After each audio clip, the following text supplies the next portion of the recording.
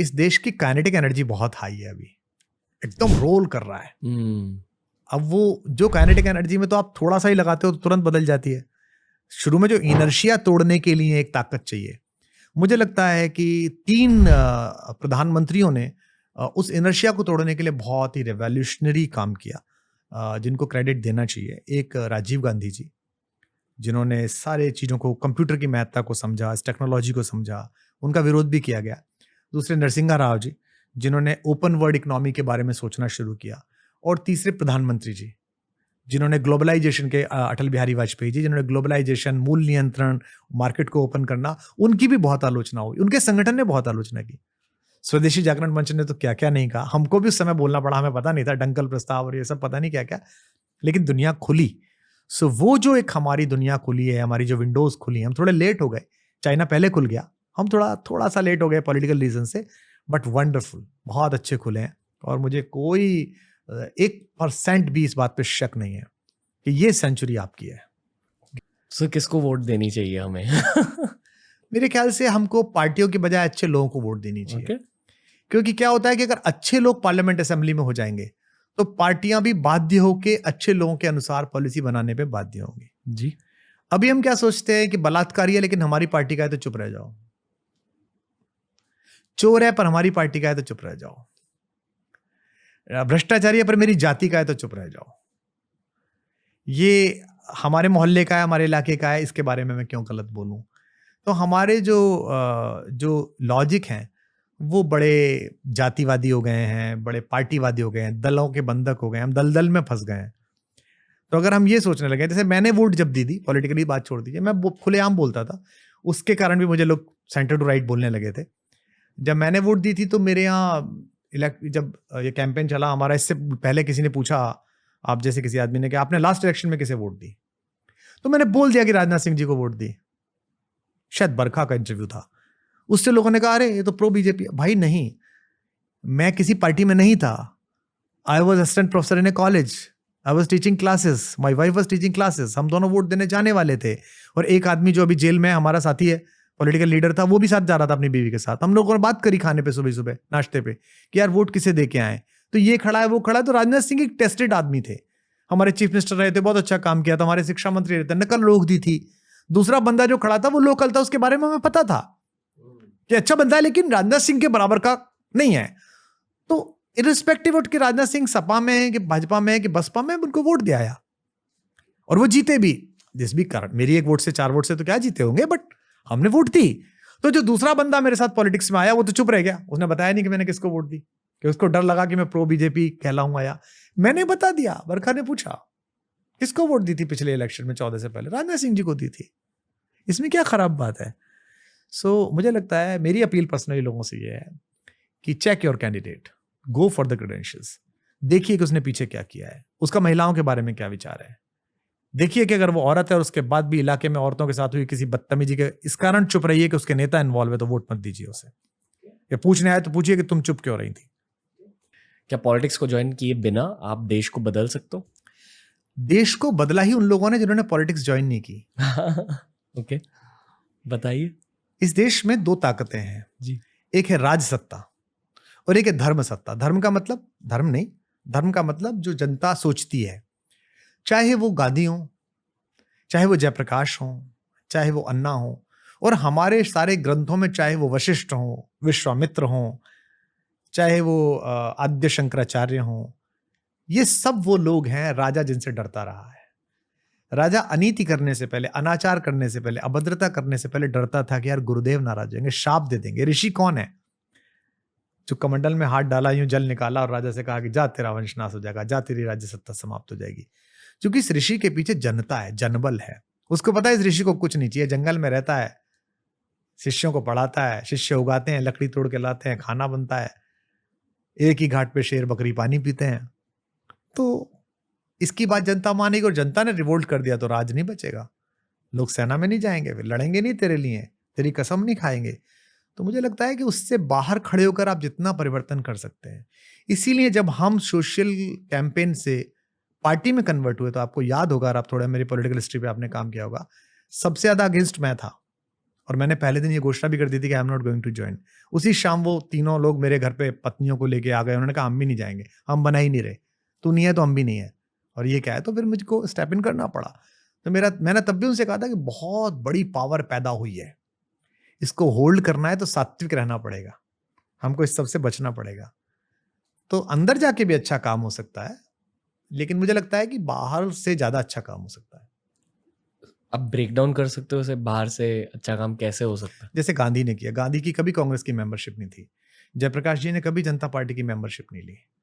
आज जो भी ये नगर पालिका छाप एक नौकरी मिली है हमारी पार्टी के एक आदमी को, इसको चलाने वाले अन्ना हजारे ने भी कभी इस पार्टी की मेंबरशिप नहीं ली, विरोध ही किया। तो अब आप सोचिए, आपके सामने ही इसी हिस्ट्री में, इसमें तो कोई घालमेल नहीं है ना, इसी हिस्ट्री में कितना सारा काम हुआ। इवन आज जो बीजेपी काम कर रही है, BJP is a political clan, but RSS not a political clan. वो एक कल्चरल सोशल संगठन है, बट जो इम्पैक्ट आरएसएस का है पब्लिक लाइफ में, मतलब आई am not talking about their good thing bad thing, जो भी उनके बारे में चर्चा चलती है, बट जो उनका इम्पैक्ट स्टूडेंट्स में है, मजदूरों में है, महिलाओं में है, संस्कृति में है, भारत विकास परिषद से है, संस्कार भारती से है, विद्यार्थी अखिल भारतीय विद्यार्थी परिषद से है, तब सब चीजों से है, उतना इम्पैक्ट बीजेपी का नहीं है। ओके। और जब जब वो बीजेपी उनके क्लच से बाहर निकलती है, उनके एजेंडा से, उनके थॉट प्रोसेस से बाहर निकलती है, वो तुरंत उसको फ्लिप करके बता भी देते हैं कि तुम किस कारण हो, हमारी वजह से हो। और जो इज्जत उन लोगों की है वो उनके नेता की नहीं है। शायद आपको पता हो या नहीं पता हो, किसी कस्बे में, किसी विधानसभा में जो प्रचारक हैं संघ के, वो युवा होंगे आपकी तरह, हो सकता है वो 21, 22, 23 साल का कोई युवक हो, पर वो भाई साहब होंगे। और वो जो विधायक जी हैं वो 55, 60 के हो जाएंगे, तब भी वो नाम से ले दिए जाएंगे, बुला दिए जाएंगे कि त्यागी जी आए हैं, राणा जी आए हैं, मेघवाल साहब आए हैं, सोनकर जी आए हैं। उनसे ऊंची आवाज में बात कर सकता है कार्यकर्ता, लेकिन भाई साहब आए हैं, भाई साहब से, भाई साहब जो कहेंगे कि नहीं अब सब बूझो, आपस में मिलो, चलो काम करो आगे।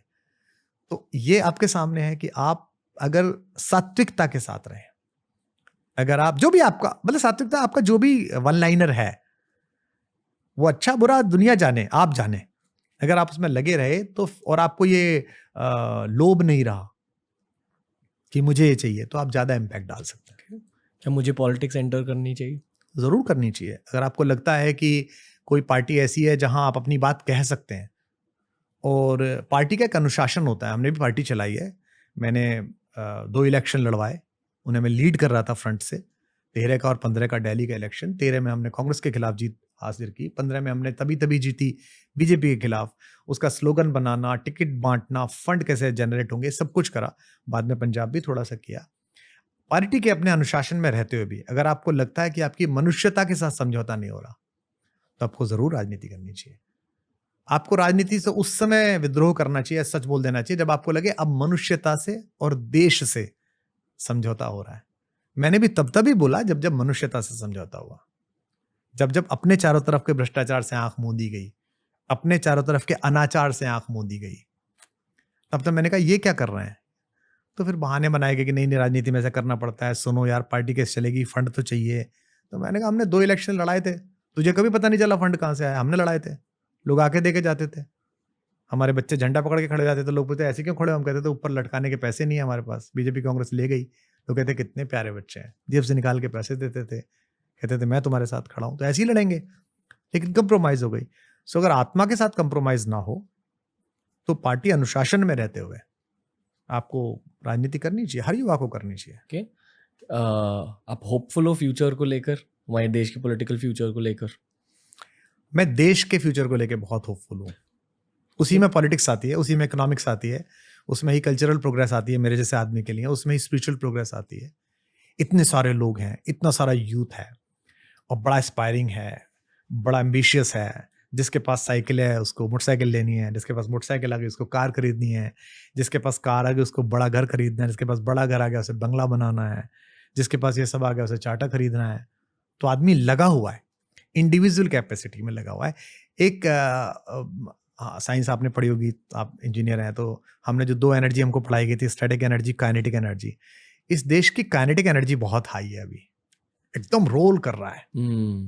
अब वो जो काइनेटिक एनर्जी में तो आप थोड़ा सा ही लगाते हो तो तुरंत बदल जाती है, शुरू में जो इनर्शिया तोड़ने के लिए एक ताकत चाहिए। मुझे लगता है कि 3 प्रधानमंत्रियों ने उस इनर्शिया को तोड़ने के लिए बहुत ही रेवोल्यूशनरी काम किया, जिनको क्रेडिट देना चाहिए। एक राजीव गांधी जी, जिन्होंने सारे चीज़ों को, कंप्यूटर की महत्ता को समझा, इस टेक्नोलॉजी को समझा, उनका विरोध भी किया गया। दूसरे नरसिंहा राव जी, जिन्होंने ओपन वर्ल्ड इकोनॉमी के बारे में सोचना शुरू किया। और तीसरे प्रधानमंत्री जी, जिन्होंने ग्लोबलाइजेशन के, अटल बिहारी वाजपेयी जी, जिन्होंने ग्लोबलाइजेशन, मूल्य नियंत्रण, मार्केट को ओपन करना, उनकी भी बहुत आलोचना हुई। उनके संगठन ने बहुत आलोचना की। स्वदेशी जागरण मंच ने तो क्या क्या नहीं कहा, हमको भी उस समय बोलना पड़ा, हमें पता नहीं था, डंकल प्रस्ताव और ये सब पता नहीं क्या क्या, लेकिन दुनिया खुली।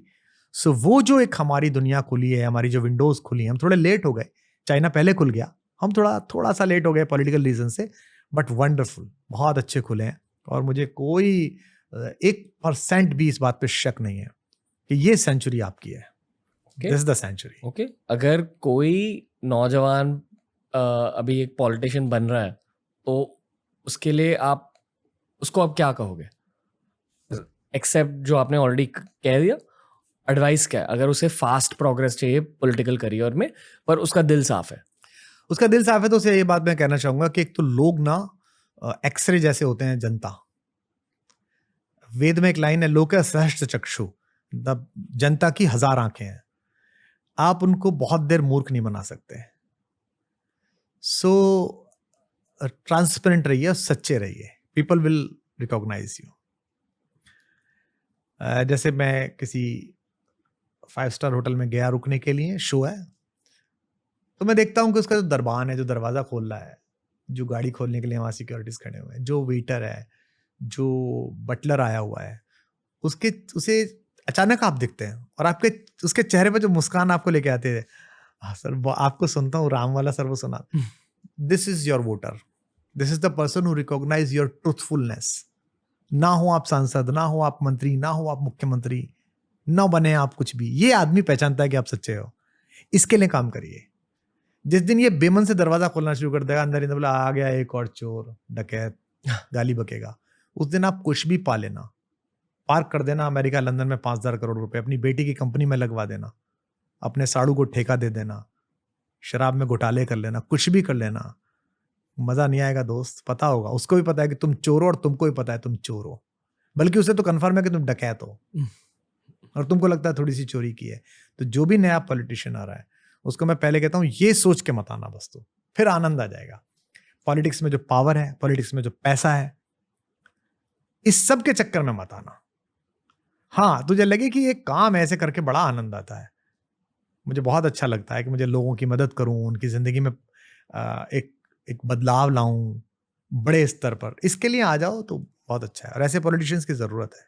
Okay. ऐसे पॉलिटिशियंस है आज भारत में? कुछ है, हर तरफ है, हर पार्टी में है, अपनी अपनी पार्टी में दुखी हैं, हाशिए पर हैं। ओके, अपनी अपनी पार्टियों में दुखी हैं, हाशिए पे हैं। कुछ लोग आगे भी हैं, कुछ लोग पता नहीं चलने देते अपनी पार्टी के लीडर्स को कि वो अच्छे और ईमानदार आदमी है, ताकि लीडर्स उनको मार ना दें। जी ओके।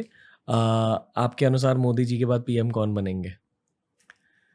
अभी तो पता नहीं, मैं भी नहीं कह सकता, बहुत सारे लोग एस्पिरेंट हैं और देश का मूड भी लगातार बदलता बदलता रहता है। प्राइम मिनिस्टर की पॉपुलैरिटी तो अनडाउटेडली इस समय जो लीडर्स हैं उनमें बहुत ज़्यादा है। उनके बाद कुछ लीडर्स उनकी पार्टी में है जिनकी पॉपुलैरिटी बड़ी अच्छी है, बहुत अच्छे हैं। उनके कुछ लीडर्स ऐसे भी हैं जिनका दावा आने वाले कल में, मतलब 24 नहीं तो 29 में और 34 में बहुत अच्छा है। यंग पॉलिटिशियंस हैं, उत्तर प्रदेश में हैं, महाराष्ट्र में हैं यंग जिन्होंने चलाई है पार्टी, कर्नाटक में है, छत्तीसगढ़ से भी एक आध कोई शायद निकलेगा या निकलता होगा। तो मुझे तो अभी इस बारे में कुछ पता नहीं है और मैं सोचता भी नहीं हूँ इस तरीके से कि इनके बाद कौन प्राइम मिनिस्टर बनेगा, क्योंकि ये अनप्रेडिक्टेबल होता है, बहुत ज़्यादा अनप्रेडिक्टेबल होता है। और ख़ासतौर पे अभी जब इतना पॉपुलर लीडर है आपके सामने, तो बाकियों के क्लेम्स जो हैं वो इस पे निर्भर करते हैं कि सामने वाला कब खराब खेलना शुरू करे। विपक्ष का काम है कि आप अच्छी बॉलिंग करिए, अच्छी फील्डिंग लगाइए और आप बस वेट करिए, अपनी लाइन लेंथ मत छोड़िए, इधर उधर की बातें मत करिए आप।